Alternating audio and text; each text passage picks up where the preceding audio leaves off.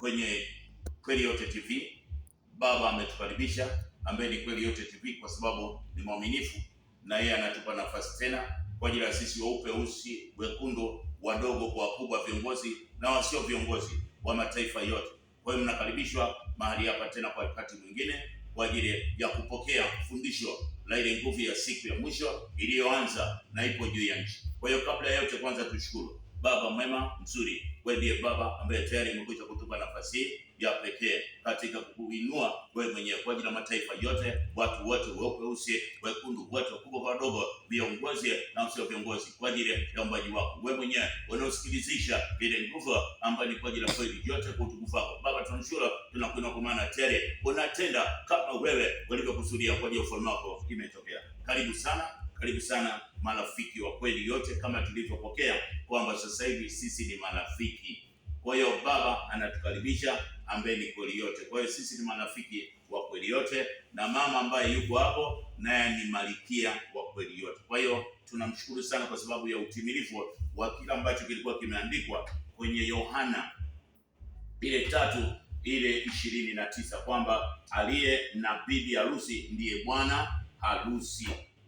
Kwa hiyo hilo ni jambo kubwa kabisa ambalo ametupa yeye juu ya nchi. Hawezi tena akatumia mwanaume, hawezi tena akatumia mwanamke juu ya nchi, hawezi tena akatumia neno kanisa, na hawezi tena kusimama kwa ajili ya mama kanisa. Kwa hiyo uumbaji huo haupo tena, kwa sababu ulikuwa ni maficho kwa ajili ya kuleta vita. Kwa hiyo mafarakano juu ya nchi kwa sisi kwenye familia zetu, kwenye nguvu ya wafanyakazi, kwenye nguvu ya watumishi, kwenye nguvu ya kila mahali, weupe, weusi, vita na mafarakano hayawezi tena, kwa maana sisi ni marafiki. Yohana 3:23 nasoma kwa ajili ya kueleweshwa na kufahamu kwamba sasa ni namna gani. Aliye na bibi harusi ndiye bwana harusi, lakini rafiki yake bwana harusi, yeye anayesimama na kuisikia, haifurahia sana ile nguvu ya kweli ya bwana harusi. Basi hii furaha yangu imetimia, yeye hana budi kuzidi, bali mimi kupungua. Yeye aliye kutoka juu, huyo ni juu ya yote. Yeye aliye wa dunia, asili yake ni ya dunia. Kwa hiyo yote tuliokuwa tunafundishwa ni habari za dunia. Sasa tunafundishwa habari za yeye na habari za Baba mwenyewe, kama vile Yohana 16:25. Yale aliyoyaona na kuyasikia ndio anayoyashuhudia, wala ni lazima sasa hivi. Wakati ule tulikuwa tuwezi kukubali, kwa sababu tulikuwa kwenye imani, tulikuwa kwenye upendo wa vitu. Sasa tumekubali ya kwamba kweli hii ni habari ya kweli. Yeye aliyekubali ushuhuda wake ametia muhuri ya kwamba yeye Baba ni kweli, kwa kuwa yeye aliyetuma na yeye huanena maneno ya yeye mwenyewe Kweli Yote, ambaye ndiye muumba wa vyote, kwa sababu hamtoi roho kwa kipimo. Baba humpenda mwana na amempa vyote. Ina maana mwana tulikuwa hatujaelewa, lakini kwa uhalisia sasa tumeelewa kwamba Baba ni Kweli Yote, mwana ambaye ni nguvu ya Yesu kwa levo ile anaitwa kweli, na yule Roho Mtakatifu ni moyo wa Baba unaofundisha, ambao ndio huko juu ya nchi sasa ukifundisha utimilifu wa judgment, ile siku ya hukumu kwa ajili ya ubaya na wabaya. Ndio maana tukaitwa sasa marafiki, kwa sababu bila rafiki juu ya nchi ina maana hakuna mahali pa utulivu. Watoto wanachoka, washirika wanachoka, uzao wanachoka, lakini rafiki hachoki. Ndio maana akasema kwenye siku yake ya utimilifu ya mwisho, sisi sote juu ya nchi na vitu vyote vitakuwa ni marafiki, kwa sababu hata mbwa akiwa rafiki yako hawezi akakuuma, nyoka akiwa rafiki yako hawezi akakufanyia mazuri, lakini akiwa kwa ajili ya wewe, tunaona ndugu kwa ndugu wanagombana, lakini aliye rafiki wa kweli ni yeye Baba, ambaye tayari na sisi ni rafiki yetu. Kwa hiyo sasa tunaona Yohana ile 16, ile 15, ile 13 anasema, hakuna aliye na upendo mwingi kuliko huu wa mtu kutoa uhai wake kwa ajili ya rafiki zake. Ninyi mmekuwa rafiki zangu mkitenda niwaamuruye. Siwaiti tena watumwa, maana mtumwa hajui atendalo bwana wake, lakini ninyi nimewaita rafiki, kwa kuwa yote nimeyasikia kwa Baba nimewaarifu. Kwa ni yeye ndiyo sasa, si ninyi mlionichagua, bali ni mimi ndiye niliyewachagua ninyi, nami sasa tunawekwa ili tukajikusanya ndio maana unakaribishwa sasa na mwenzio, umkaribishe mahali pa Kweli Yote TV kwa ajili ya kujiconnect, kwa ajili ya kutengeneza ile majira ya kujiunganisha. Wewe andika tu Kweli Yote TV, basi mafundisho na kila kitu yataonekana hapo, kwa sababu yeye ndiye mwaminifu. Leo kila ambacho tunafahamu au tujue, tuelewe, wewe mweupe, mweusi, mwekundu, mahali popote, taifa lolote ulipo leo, ina maana Babeli na taifa lile na Wakaldayo wameanguka milele. Ina maana hawataamka tena. Ina maana dunia na mambo yake yameanguka. Uchawi na uganga, ushirikina na mambo yake yameanguka. Ile unabii, ishara na miujiza juu ya nchi imeanguka. Kwa hiyo haya utayashuhudia, utayaona. Amekuja kama mwizi na amekuja tayari anausukuma na kuangusha kabisa ufalme wa giza juu ya nchi. Kwa hiyo karibu kwa ajili ya hii. Kwa hiyo leo uelewe kwamba Babeli ni nani na taifa lile ni nani na Wakaldayo ni wakina nani walioanguka, kwa sababu anasema sasa kwenye Yeremia 25:12,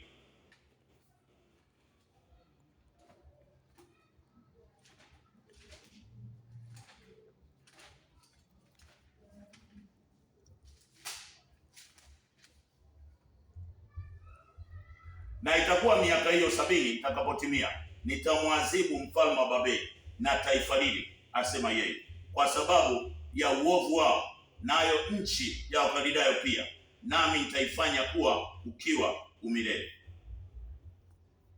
Nami nitaleta juu ya nchi ile maneno yangu yote niliyoyanena juu yake, naam, yote yaliyoandikwa ndani ya kitabu hiki aliyoyatabiri Yeremia juu ya mataifa haya yote.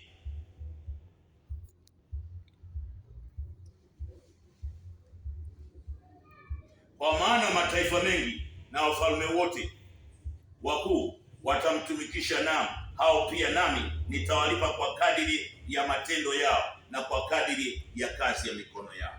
Kwa hiyo tunaona Babeli ni nani?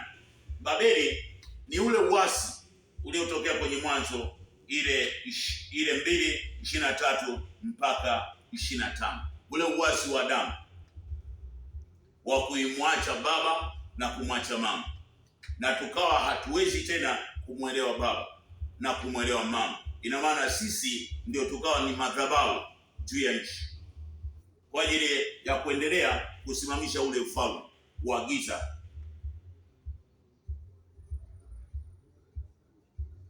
Kwa sababu kile kitendo cha Mwanzo 11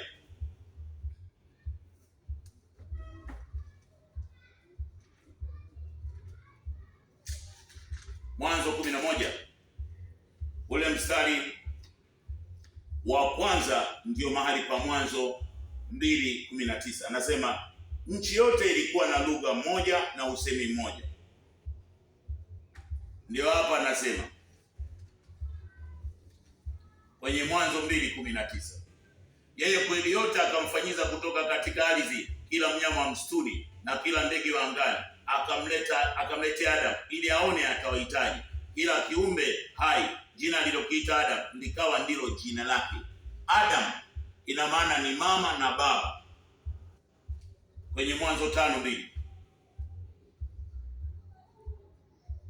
Mwanamume na mwanamke aliwaumba, akawabarikia, akawaita jina lao Adamu siku ile walipoumbwa. Ina maana baada ya kumwacha kwenye Mwanzo 2:23-25 ndio kulitokea sasa ile Mwanzo ile 11, unaanzia hapo kwenye nguvu ya 4. Wakasema haya, tujinyegee mji na mnara na kilele chake kifike huko juu, tujifanyie jina ili tusipate kutawanyika msoni pa nchi. Yeye Kweli Yote akashuka ili auone mji na mnara waliokuwa wakiujenga wanadamu.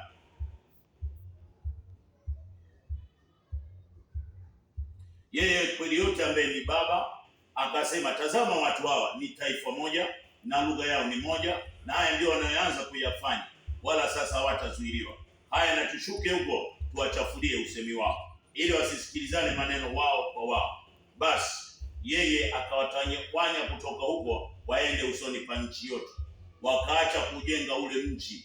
Kwa hiyo wakaenda kujenga sasa kwenye mfumo wa lugha zao, kabila zao, na nguvu ya mifumo mbalimbali ya imani mbalimbali. Hiyo ndio ikaitwa Babeli. Kwa sababu hiyo jina lake likaitwa Babeli. Ina maana ule mfumo sasa ukaitwa Babeli, ndio unatokea sasa kwenye Yeremia.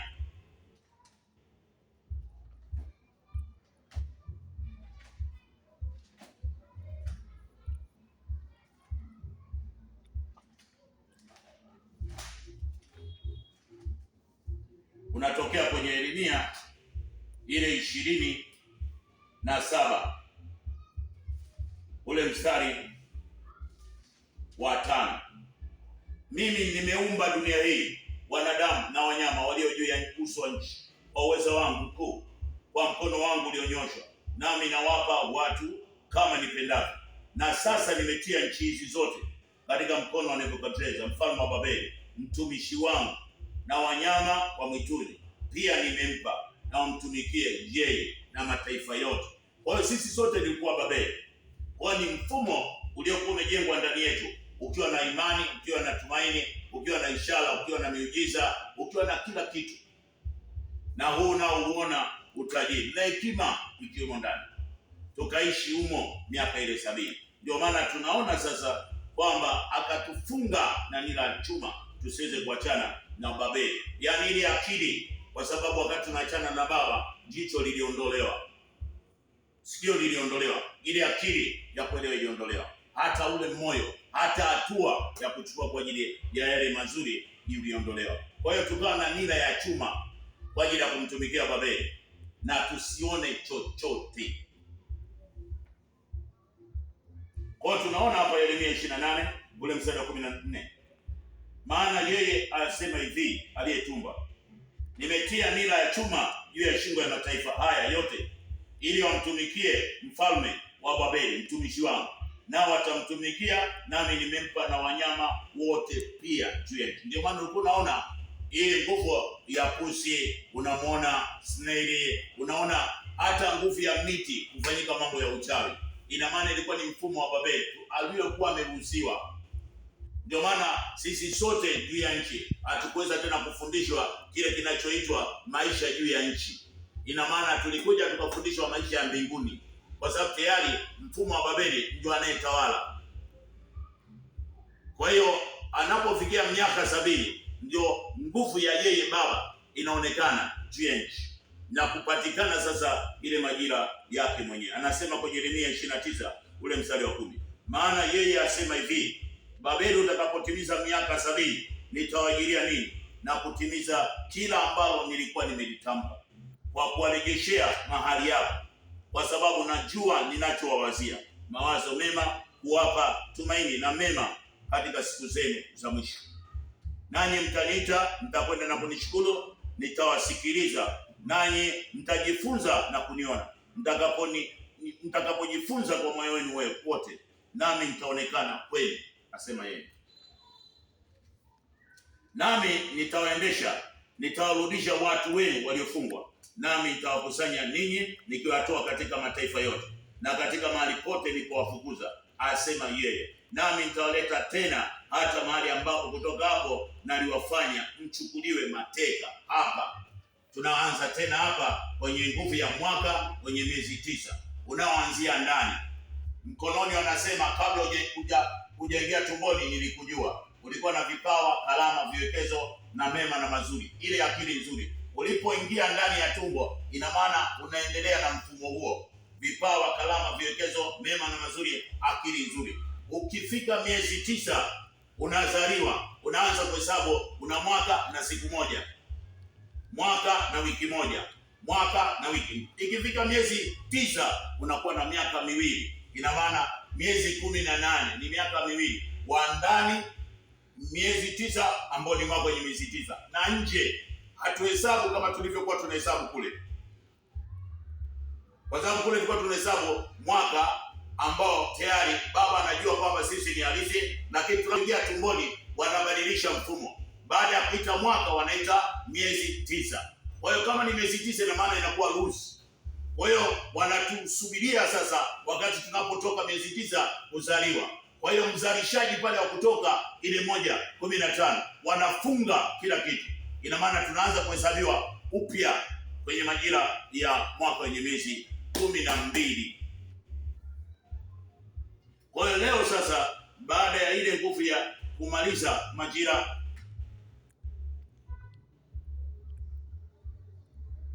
kumfahamu sasa baba ni nani na mama ni nani, ina maana sasa utimilifu sasa wa kujua mama sasa haiti tena mwanamke, kwa sababu mwanamke ni laana.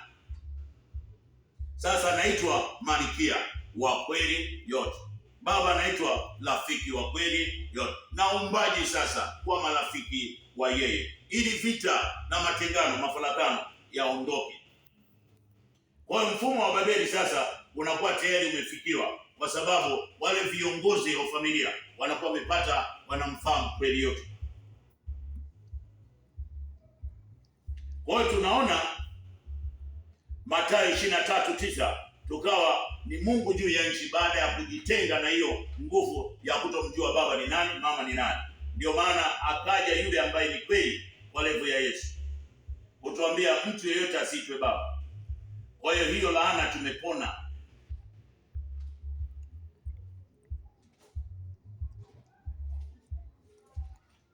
Anasema, walakini msimuite mtu baba juu ya nchi, maana baba yenu ni mmoja aliye mahali pake. Kwa hiyo ile kosa na dhambi juu ya nchi ni ile kuitwa wa baba ndani ya familia, kuitwa baba na kuitwa mama, alafu ajui umuhimu wa yeye ni nani. Kwa hiyo ile laana sasa iliyokuwa inakula familia, inakula umbaji, inakula na waovu wakiwa wanatucheka, dunia ilikuwa inatucheka. Ina maana nguvu ya mfumo wa Babeli ukawa unaendelea. Kwa sasa ina maana hata wakati anakuja kujenga ule mfumo wa Ufunuo 21 ile 10 mpaka 22, anajenga kwa ajili ya Yerusalemu. Alikuwa anatuonyesha kwamba bana, msingi huu niliujenga mimi ukiwa kwenye kabila 12, lugha 12, nguvu ya viti 12, matunda 12, zile nyota 12. Nimejenga mahali pa mitume 12, mahali pa malaika 12. Nimejenga kwenye chemichemi 12, barabara ambazo ni 12. Ule mfumo wote wa 12 ndio nguvu ya kujenga. Sasa wakajua, dunia wakajua, ndio maana wakaenda moja kwa moja kuabudu sasa vitu ambavyo vilikuwa juu. Ndio chukizo lililokuwa kwa ajili ya Yerusalemu ya kwanza. Yeremia 33:20 mpaka 26. Kwa hiyo Babeli tukawa tunaishi wenye haki, lakini hatutakiwi tena kupata yale mazuri. Sasa kuanzia sasa, yeye baba hawezi akaruhusu wabaya juu ya nchi kuwa na vitu vizuri. Ni sisi kujifunza sasa, kwa sababu kadri sasa inavyokwenda, nguvu ya hukumu inakolea juu ya nchi. Kwa hiyo asiyeandikwa kwenye kitabu cha uzima, basi alitupwa kwenye ziwa la moto kwa ajili ya mateso yasiyoisha. Yeremia 33:20. Yeye baba asema hivi, ambaye ni kweli yote, kama mkiweza kulivunja agano langu la mchana na usiku, hata lisiwepo tena mchana na usiku kwa wakati wake, ndipo agano langu nililofanya na Daudi mtumishi wangu laweza kuvunjika, hata asiwe mwana tena wa kumiliki katika kiti cha enzi. Tena agano langu nililofanya na Walawi makuhani wahudumu wangu laweza kuvunjika, kama vile jeshi la mbinguni haliwezi kuhesabiwa, wala mchanga wa bahari kupimwa, ndivyo nitakavyoongeza wazao wa Daudi mtumishi wangu na Walawi walio wanaonihudumia. Kisha hiyo nguvu ya kweli ikanijia tena kumwambia Yeremia, je, ufikiri jambo hili waliosema watu hawa wakinena jamaa zile mbili alizozichagua yeye baba amezitupilia mbali? Hivyo ndivyo wanavyozania watu wangu, ili wasiwe taifa tena mbele yao. Yeye baba asema hivi, ikiwa agano langu la mchana na agano langu la usiku alikaa imara, basi nitawatupilia mbali uzao wa Yakobo na uzao ambao ni kwa ajili ya Daudi. Tunaona ule mfumo ukiwa tayari umeangukia kwenye jua, kwenye mwezi. Kwa hiyo unaona, ndio maana hapa kuna ibada tu mbili kubwa duniani. Kuna ibada ya solar system na mfumo wa lunar system. Ibada zote na maana ni mwezi na jua. Wapo wenye 31, wapo wenye siku 30 juu ya nchi. Ndio maana kalenda zote ziko hapa kwenye Ibrahim, familia ya Ibrahim. Ibrahimu alikuwa yeye mwenyewe, akampata Sara. Baada ya Sara akaja kuzaa na Haji. Baada ya Sara miaka 15 akampata Isaka. Isaka akazalia watoto wawili na Rebeka, Yakobo, Esau. Tunamuona Ishmaeli anazaa watoto 12. Baada ya kufa Sara, tunamuona hapo ambaye anaolewa Ketura kwenye Mwanzo 25. Anamuoa, ndio anawazaa wa China, wa Asia, wote wa Pakistani. Kwa hiyo hapa kunakuwa na mashina. Haya mashina ndiyo nguvu sasa ambayo tunaita imani. Lakini imani hapa imefarakana. Yaani sisi sasa hapa hatuelewani tena. Kuna Waisraeli huko. Kuna nguvu ya Januari, Desemba, na kuna Muhammad na Zulhijja ambao ni Ishmaeli. Ina maana na Wachina wana majira yao. Hapa huwezi kuleta majira ambayo inatoka kwenye mfumo mmoja wakakubali, kwa sababu kila mmoja tayari ana imani yake. Ni lazima aje mfumo wenye mwaka wenye miezi 9 ambao unaanzia ndani kwa kila mmoja. Ina maana hii ndio judgment kwamba ile miungu yote iliyokuwa kwa ajili ya kabila 12 zinaanguka. Mfumo uliokuwa kwa ajili ya Januari na Desemba inaanguka. Mfumo wa kina Ishmaeli unaanguka. Mfumo wa kina Keto unaanguka. Kwa hiyo mfumo wote uliokuwa umejengwa hapa unaanguka. Kwa hiyo nabaki mfumo wa kweli ambao ndio Yohana 4:23, ibada ya Baba, ibada ya kweli yote. Kwa hiyo tunaona sasa hapa kunakuwa na hiyo nguvu ya Yerusalemu. Ndio maana akasema Yerusalemu unapozingirwa sasa kwenye Luka 21 ule mstari wa 20.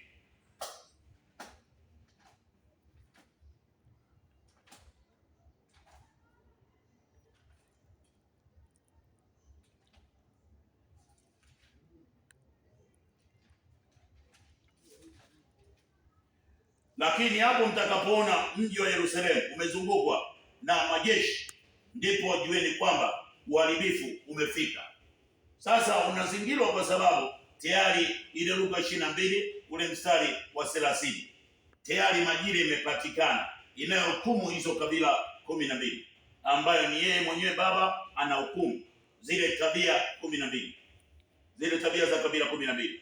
Anasema Luka 22 ule mstari wa 30, mpate kula na kunywa mezani pangu katika ufalme wa Baba yangu, huko mkiketi na kuhukumu kabila 12. Kabila 12 ni tabia za watu wote kwa makabila yote juu ya nchi. Yaani ule mfumo tunaweza kuona kwenye nguvu ya Mwanzo 49 ili upate kuona, alafu twende tukasimame kwenye nguvu ya utimilifu wa hapa. Mwanzo 49, Yakobo akaita wanawe akasema, kusanyikeni ili niwaambie yatakayopata siku ya mwisho. Kusanyikeni msikie, enyi wana wa Yakobo, msikilizeni Israeli baba yenu. Rubeni mzaliwa wangu wa kwanza, nguvu zangu na malimbuko ya uweza wangu. Umewapita wengine kwa ukuu na kwa nguvu, umeruka mpaka kama maji, basi usiwe na ukuu. Kwa hiyo Rubeni hana ukuu. Ile ndio tabia ya kwanza, mzaliwa wa kwanza hana ukuu. Kwa nini? Kwa sababu alikipanda kitanda cha baba yake, kwa hiyo akasimama kwa ajili ya kwenda na mama yake. Ile tabia sasa za uharibifu juu ya nchi zikanyokana. Ukakitia unajisi, ukakipanda kitanda changu. Simeoni na Lawi na ndugu panga zao ni silaha za jeuri. Nafsi yangu usiingie katika siri, fahari yangu usiungane na kusanyiko lenu, maana katika ghadhabu yao walimuua mtu wauaji. Kwenye kabila wapo wauaji.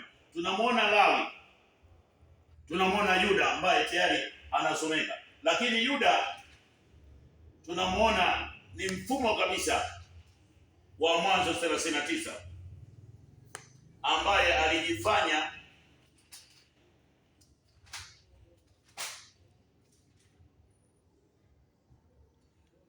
Mwanzo 38. Ikawa wakati ule Yuda akashuka kutoka kwa ndugu zake, akamfikia mtu Mwandolani jina lake Hila. Yuda akaona huko binti wa mtu Mkanani jina lake Shua, akamtoa akaingia kwake, naye akapata mimba, akaoa, akapata watoto watatu. Wale watoto watatu wakakua. Walipokuwa, yule wa kwanza akafa, tayari alikuwa ameoa. Baada ya kuoa, na huyo wa pili akawa tayari anasubiria akue, lakini hakumuoza, ghafla akafa. Yule wa tatu ndiye akabaki, lakini akaja kumuoza mahali ambapo sasa anasubiria huyo Shela, huyo mkamwana akasubiri. Baba akawa amemdanganya Yuda, akadanganya. Alipodanganya Yuda, nini kilitokea? Huyu dada akaenda kujifanya kama kahaba. Kwa hiyo akaenda kule alikokuwa anatakiwa kwenda huyu. Mstari wa 13. Huyo Tamari akapewa habari kusema mkweo anakwenda Timna, akatema manyoya na kondoo. Basi akavua nguo zake za ujane, akajivika utaji, akajifunika uso, ukawa mlangoni pa Heflani, karibu na njia ya kuendea Timna, maana aliona ya kwamba Shela amekuwa mtu mzima, wala kuozwa awe mkwewe. Yuda alipomwona alimzania kuwa ni kahaba, maana amejifunika uso. Akamgeukia kando na njia, akasema, niruhusu leo niwe mme wako, maana hakujua ya kuwa ni mkwewe. Akamuuliza, utanipa nini ukiingia kwangu? Akasema, nitakuletea mwana mbuzi wa kundini. Na akamuuliza, je, utanipa na leani hata nini utakapokuja? Akasema, nikupe leani gani? Akajibu, nipe pete yako ya muhuri. Kwa hiyo Yuda, pete yake ambayo ilikuwa kwa ajili ya mamlaka ilienda. Kwa hiyo tunaona huu ni uharibifu wa kabila 12. Ndio maana akasema atazihukumu, na tayari anahukumu hizo tabia. Kwa hiyo ile miaka sasa 930 na ile nguvu ya Mwanzo 5:5, ndio sasa tunaona kwamba ile utumwa ulipoanzia kwa ajili ya ibada mbalimbali. Kwa hiyo Mwanzo 2:19 ilikuwa ni kujua na kufahamu kama nguvu ya mmoja ndani yao. Kwa hiyo kwetu sasa kukawa na nguvu ya nchi ambayo ni ya utumwa wa miaka 70 baada ya kuachana na ile majira ya kwanza. Kwa hiyo tunaona sasa mahali hapo tulipokuwa tunaishi sasa juu ya Babeli. Babeli, kitu ambacho kinamchukiza sana Baba ni zile ishara, miujiza, ule ushetani, ule uganga, ufrimason, uovu wakati majira imefika. Kwa hiyo tunaona Ufunuo 16:13 mpaka 18. Hapa ishara nyingi ni roho chafu. Ndio maana akasema kwenye nguvu ya majira ya utimilifu, ina maana atazihukumu. Zekaria 13:2 anafuta kabisa. Sasa hapa ikawa ni lazima sasa tufike sisi sote tujue kwamba, kwa sababu kila mmoja anasubiri vita ya siku ya mwisho. Vita ya siku ya mwisho tayari ni ile ambayo tayari inafanyika mahali pa Nyakati wa Pili, ile 36, ile 20 mpaka 21. Inafanyika mahali ambapo tumeiona ikifanyika. Lakini sasa hivi watu tena wanaweza kusimama wakaanza kudanganya manabii. Lakini sasa hivi hawezi kudanganya.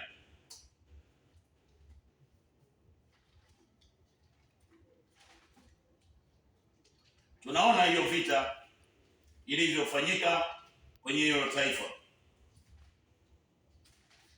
na Babeli ndio kaanguka, hawezi tena kaamka. Na huyo Babeli sasa utamwona ni nani, akiwakilisha nani.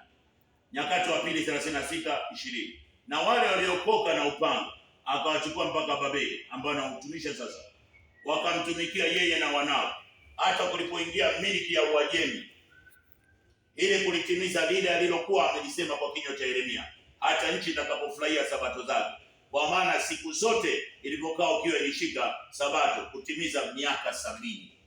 Miaka 70 ndio napigana kwa ajili ya Yeremia sasa 25 ile 12, kwamba taifa Babeli na taifa lile ni lipi, ambalo ndio linaandikwa hapo kwa ajili ya kuanguka.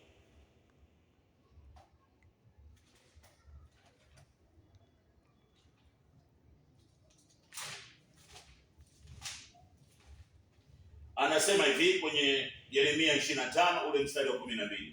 Na itakuwa miaka hiyo 70 itakapotimia, nitamwadhibu mfalme wa Babeli na taifa lile, asema, kwa sababu ya uovu wao, nayo nchi ya Wakaldayo. Ina maana kuna Babeli, kuna taifa lile na Wakaldayo. Wakaldayo ni hizi ibada mbalimbali, kwanza za sanamu, ibada za mifumo mbalimbali zilizomtukuza yeye. Huyu taifa lile ni Israeli, ambaye ndiye kasimama kama nguvu ya kusimamisha uumbaji wa kabila 12. Alafu ile nguvu sasa ya Babeli ni Amerika, kwa ajili ya mfumo wa Babeli, yale mafarakano juu ya nchi, ile nguvu ya jeuri ya vitu, jeuri ya sayansi, jeuri ya silaha ianguke, kwa sababu amesema kwenye Isaya 2.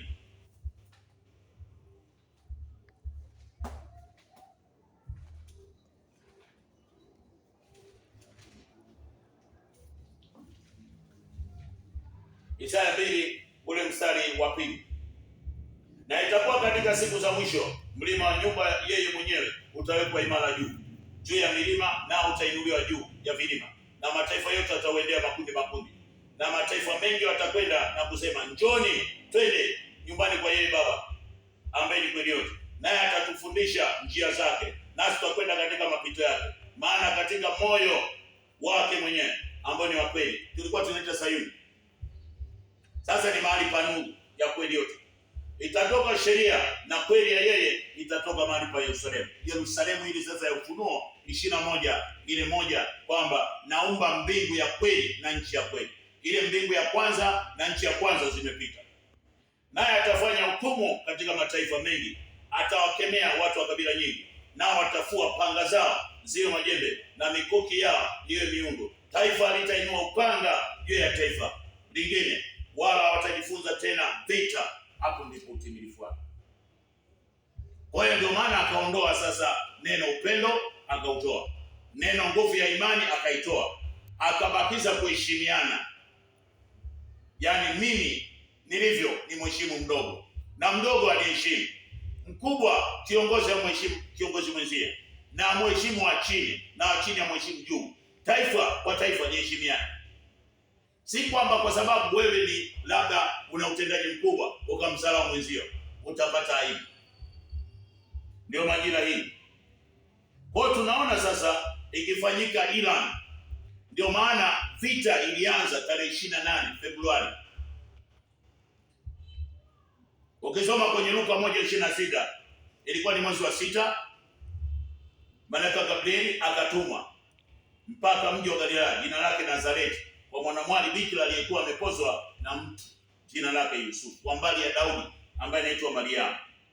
Kwa hiyo ukianza kwa mwezi wa 6 mpaka mwezi wa 2 unapata miezi 9 ambao ndio utimilifu wa majira hii. Kwa hiyo ile 28 ndio ilikuwa inafunga chapter ya Babeli juu ya nchi. Wakapigana siku 12. Ina maana taifa lile lilikuwa linaanguka. Mifumo ya Babeli, mifumo ambayo ilikuwa inaitwa kwa ajili ya kabila 12, mitume 12 na nguvu ya nyota 12, ile nguvu juu ya nchi, kiburi cha mataifa yaliyokuwa yamebebwa kwenye nguvu ya mfumo wa kabila 12 yakaanguka. Wakapigana kwenye nguvu ya siku 40. Ina maana ni ile Mwanzo 15-16, kwamba kizazi cha 4 siku 40 za kufunga na mambo mbali na miaka 40. Na waacha nguvu ya vita ikakoma. Vita imeshaisha. Hiyo tu ni utisho, lakini tayari Babeli ameanguka. Taifa lile limeanguka. Ile Ukaldayo, ibada za sanamu zimeanguka. Ndio yeye sasa akatokea kwenye ile Ufunuo 14 ile 16-14 kwamba atakuja kama mwizi. Ndio Luka 21:34 na 36, akatukuta sisi tuko busy.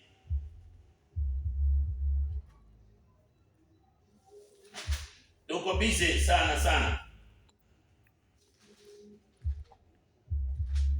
Nasoma hapa. Basi jiangalieni mioyo yenu isije ikalemewa na ulafi na ulevi na masumbufu ya maisha. Siku ile ikawaijia ghafla kama mtego unasavyo, kwa kuwa ndivyo itakavyowajilia watu wote wakao juu ya uso wa nchi. Basi kesheni ninyi kila wakati. Hakuna anayekesha yuko kwenye nguvu ya ulafi. Ina maana ulafi, ulevi na masumbufu ya maisha, ina maana ni ile nguvu ya amani ya vitu na watu, ile upendo wa vitu na watu, na ile nguvu ya imani ya vitu na watu, sio katika kweli. Ndio maana amekuja ghafla akawakuta watu wako usingizini.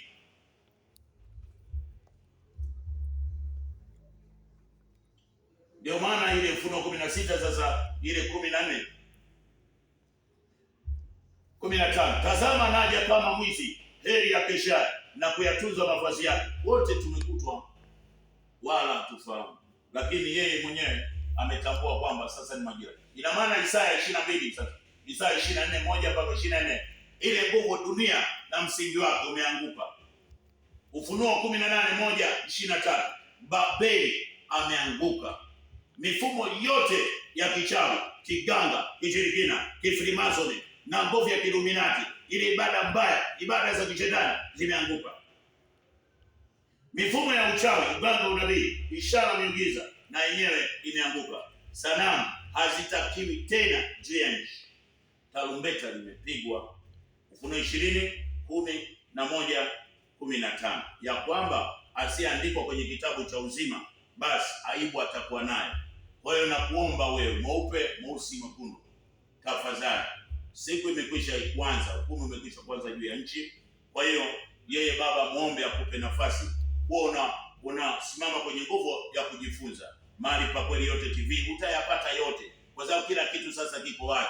Wewe mtumishi, wewe nabii, wewe mtume, wewe mwinjilisti, wewe mchungaji, wewe padri, wewe papa, majira imefika. Kwa hiyo Ufunuo 6:12 mpaka 16 ina maana mifumo yote ameiondoa. Kwa hiyo sasa hivi ni judgment imesimama. Imesimama kwa nini? Kwa sababu ufalme wa dunia umekwisha kuwa ufalme wa Baba, na hekalu tayari na majira hii hapa.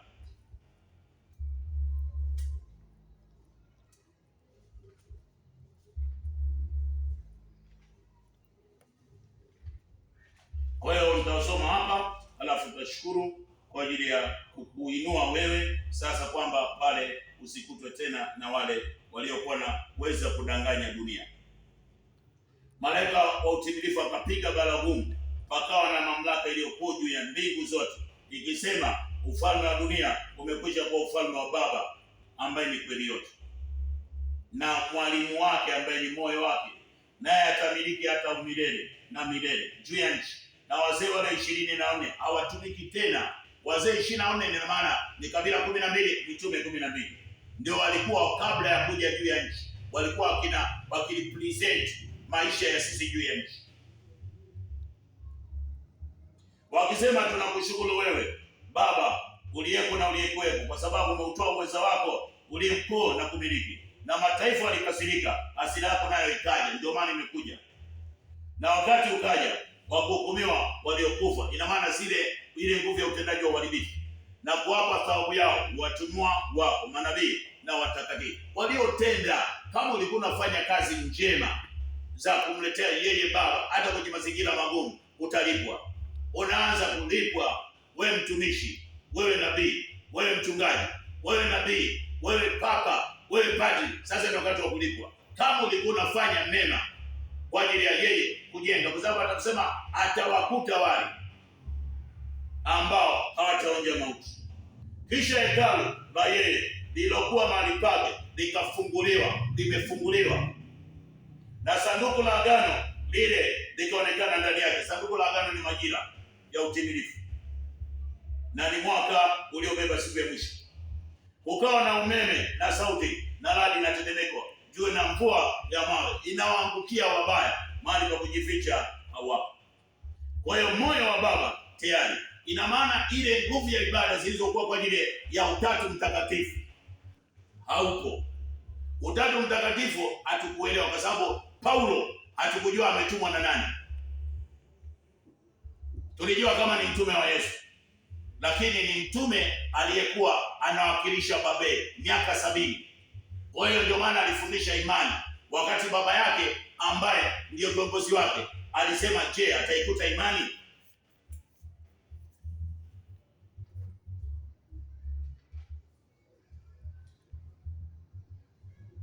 Ile Luka 18, nawaambia atawapatia haki yake upesi, walakini atakapokuja Mwana wa Adamu, je, ataiona imani duniani? Na Roho Mtakatifu ni mwalimu. Yohana 16 ile mstari wa 7. Lakini mimi nawaambia iliyo kweli, yafaa ninyi mimi niondoke, kwa maana nisipoondoka huyo msaidizi atakuja kwenu, bali mimi nikienda zangu nitampeleka kwenu. Naye akisha kuja, huyo atawahakikishia ulimwengu kwa habari ya dhambi, kwa habari ya haki, kwa habari ya hukumu. Kwa habari ya dhambi, kwa sababu hawakuniamini. Ndio maana ndio sehemu ya unyakuo wa kanisa. Msingi wa kanisa juu ya nchi ulijengwa kwenye mitume 12. Ndio madhabahu iliyokuwa juu ya nchi. Lakini mitume walioachwa na Yesu kwa ajili ya kuonyesha kwamba ni mitume 11 ndio wanacheza mpira. Ndio unaona wanacheza mpira mitume 11. Luka 16 ule mstari wa 14. Na kombe kwenye nguvu ya Mathayo 26:26. Ndio wanacheza mpira huko. Ndio maana unaona michezo mingi inapendeza zaidi kuliko kweli ya yeye mwenyewe. Kwa habari ya haki, kwa sababu mimi nenda zangu. Ina maana ile habari ya kwamba Yesu, kazi za Yesu. Na habari ya hukumu, kwa sababu yule mkuu wa ulimwengu. Huyo sasa akija Roho ambaye ni Baba, moyo wa Baba, ndio anatufundisha habari ya Baba kupitia Yohana 16 ule mstari wa 25. Hayo nisemayo nanyi kwa mithali, saa yaja ambao sitasema nanyi tena kwa mithali, lakini nitawapa wazi wazi habari za Baba. Baba hajafundishwa. Baba ni kweli yote, na Mwana ni kweli. Yule Roho Mtakatifu ambaye alikuwa anasema ni mwalimu, moyo wa Baba wa kufundisha ile kweli kwa yule ambaye amesimama kwa vazi la mtu. Kwa hiyo moyo wa Baba tayari sasa unaachiliwa juu ya nchi. Mwenye kiu tayari aje, kama vile Ufunuo 22:17 tayari imesimama juu ya nchi, na ile Yohana 7:37 kwa ajili ya kuinua utimilifu wa Baba juu ya nchi, ili atukuzwe, ainuliwe, aheshimiwe, apewe sifa kwa sababu ametukumbuka. Ufunuo 22 ule mstari wa 17. Na moyo wa Baba, na ambaye ni Baba sasa, ambaye ni kweli yote, na bibi harusi asema njoo, naye asikiaye aseme njoo, naye mwenyekeo na aje. Kusini, mashariki, magharibi, kaskazini. Baada ya Babeli kuanguka, baada ya taifa lile kuanguka, baada ya yule anaitwa kwa ajili ya majira ya Ukaldayo, ibada za sanamu kuanguka, basi Baba anatuita kwake yeye. Weupe, weusi, wote watumishi wa aina zote mnakaribishwa kwake. Kwa hiyo anatuita yeye kwa sababu majira tayari imefika kwa ajili ya ibada yake timilifu, ibada yake timilifu.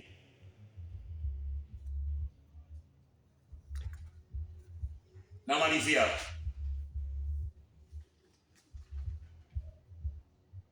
Yohana 7 ule mstari wa 37. Hata siku ya mwisho, siku ile kubwa ya sikukuu, huyo kweli akasimama akapaza sauti yake akisema, mtu akiona kiu na aje kwangu anywe, aniaminie mimi. Aminie ile kweli yote, kama unavyosikia wewe, mweupe, mweusi, mwekundu, mtumishi wa aina zote, anzia kwa mwinjilisti mpaka pop, wote sasa hivi ina maana ni wote kuelekea kwenye kweli yote.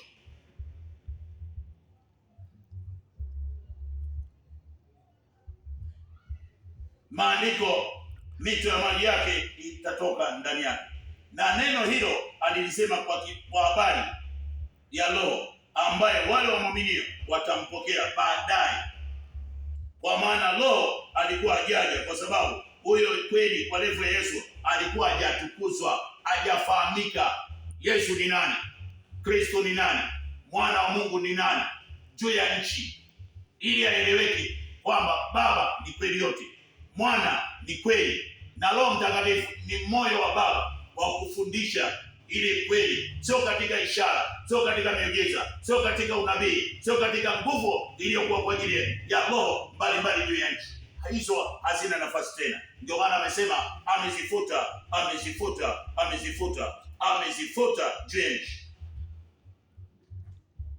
Utayashuhudia.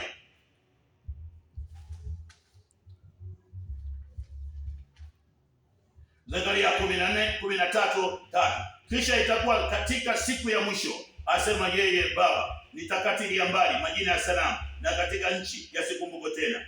Pia nitawafukuza hao manabii na roho za uchafu zilizokuwa zinafanya ishara, miujiza, kupotosha watu juu ya nchi, watoke katika nchi. Tena itakuwa ya kwamba mtu awaye yote atakapotoa unabii, basi baba yake na mama yake ambaye sasa ni rafiki atakwambia, baba anasema hivi, na huyo mama anasema wewe unatumia nguvu gani? Kwa hiyo watamclash, utaklashiwa, hutaishi, kwa maana unanena maneno ya uongo. Babeli ameanguka. Kwa hiyo karibuni wote, weupe, weusi, wekundu, mahali pa Kweli Yote TV, mahali pa maelekezo, mahali pa nuru ya kweli yote ya yeye mwenyewe. Usiangalie mazingira, angalia kile kinachofundishwa kwa ajili ya ukuu wa yeye aliyeumba. Kwa hiyo alisema atakuja kama mwizi, kwa sura ambayo huwezi kuijua, lakini leo umefahamu. Baba amesema Babeli ameanguka. Mifumo ya Babeli, kabila 12, lugha 12, na ile mifumo ya ibada za sanamu zimeanguka. Ibada zote mbaya zimeharibiwa. Baba ametukuzwa na ametuinua kwa ajili ya kutukaribisha kwake. Karibuni weupe, weusi, wekundu, viongozi na wasio viongozi wote. Majira ya kuishi mbinguni haipo. Usidanganywe na nabii, usidanganywe na mtume, usidanganywe na injili ambayo tayari imekwisha kupita. Majira tayari imefika, majira ni yake. Kwa hiyo anatukuzwa. Karibuni kwenye majira na mwaka uliokubalika na yeye kwa watu wote juu ya nchi, weupe, weusi. Baba atukuzwe na atuinue kwa ajili ya ulinzi juu ya nchi yake, na nguvu ya mataifa yote na makabila yote. Sasa ni kushangilia, ni kuishi juu ya nchi. Mbinguni ameangamia, hayupo.